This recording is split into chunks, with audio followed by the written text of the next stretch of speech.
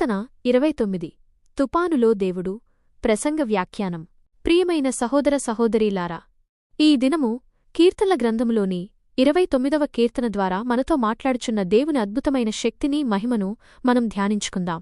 ఈ కీర్తనకారుడు తన చుట్టూ ఉన్న ప్రకృతి శక్తిని చూసి దాన్ని నేరుగా దేవుని శక్తికి, ఆయన మహిమకు మరియు ఉగ్రతకు ప్రతీకగా చూపిస్తున్నాడు. ఆయన ఈ శక్తిని ప్రజలకు దర్శింపజేయాలని ఆశించాడు. కీర్తనను ప్రారంభిస్తూ 1 మరియు 2 ఆయన భూలోక ప్రజలను మాత్రమే కాదు, పరలోక జీవులను అంటే దేవదూతలను సైతం ఆహ్వానిస్తున్నాడు. యెహోవాకు స్తుతి ఘనతలను చెల్లించుడి, ఆయన నామమునకు తగిన మహిమను చెల్లించుడి.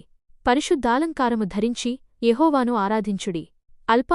అల్పమైన మానవులమైన మనమే కాక మహాతేజస్సుగల పరలోకదూతలు కూడా ఆయన మహిమను చూసి ఆరాధించాలనేది కీర్తనకారుని మొదటి పిలుపు. తుపానులో దేవుని స్వరము 3-8 కీర్తనకారుని దర్శనంలో ఈ తుపాను సముద్రం మీది నుండి అరణ్య ప్రాంతాల మీదుగా దక్షిణాన ఉన్న ఎండిన భూముల వైపునకు విజృంభిస్తూ వస్తోంది. ఊహించండి ఆ దృశ్యాన్ని. తుపాను మేఘాలు సముద్రం మీద పోగుపడి భయంకరమైన ఉరుము శబ్దంతో భూమిని తాకుతోంది. కీర్తనకారుడు ఆ ఉరుమును దేవుని స్వరంగా, యెహోవా స్వరముగా వర్ణిస్తున్నాడు. 3 మరియు 4 ఇది ఎంతటి శక్తివంతమైన స్వరమంటే ఇది కేవలం శబ్దం కాదు.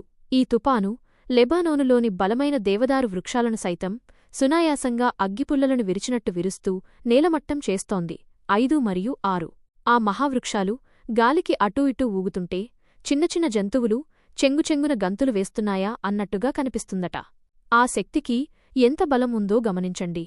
ఆ పెనుగాలి దక్షిణ దిశగా వెళ్తూ దానితోపాటు భయంకరమైన మెరుపుల వెలుగు ఉంది. ఆ మెరుపులు అరణ్యాలను వణికించి వెళ్తున్నాయి. 7 మరియు 8 బైబిలు ప్రాంతాలలో లెబానోను దేవదారు వృక్షాలు చాలా బలంగా, గొప్పగా పరిగణించబడేవి. వాటిని విరగగొట్టడమంటే ఆ శక్తి ఎంత అపారమైనదో అర్థం చేసుకోవచ్చు. ఆ అరణ్యమంతా విరిగిపడిన కొమ్మలతో, రెమ్మలతో చిందరవందరగా మారి ఆ దెబ్బలు వాతల్లా కనిపిస్తున్నాయి.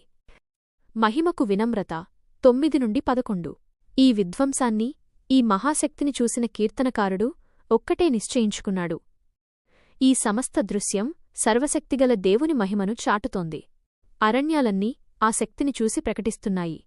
మహిమ అని 9 ప్రియులారా, కీర్తనకారుడు ఇంతటి వినాశకరమైన తుపాను గురించి మాట్లాడి ముగిస్తాడా? లేదు. ఇక్కడ మనకు మహా గొప్ప నిరీక్షణ ఉంది.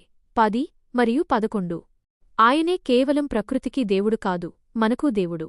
ఆయనే తుపానును తెచ్చినవాడు, మళ్లీ దానిని సద్దుమణపగలిగిన శక్తిమంతుడు.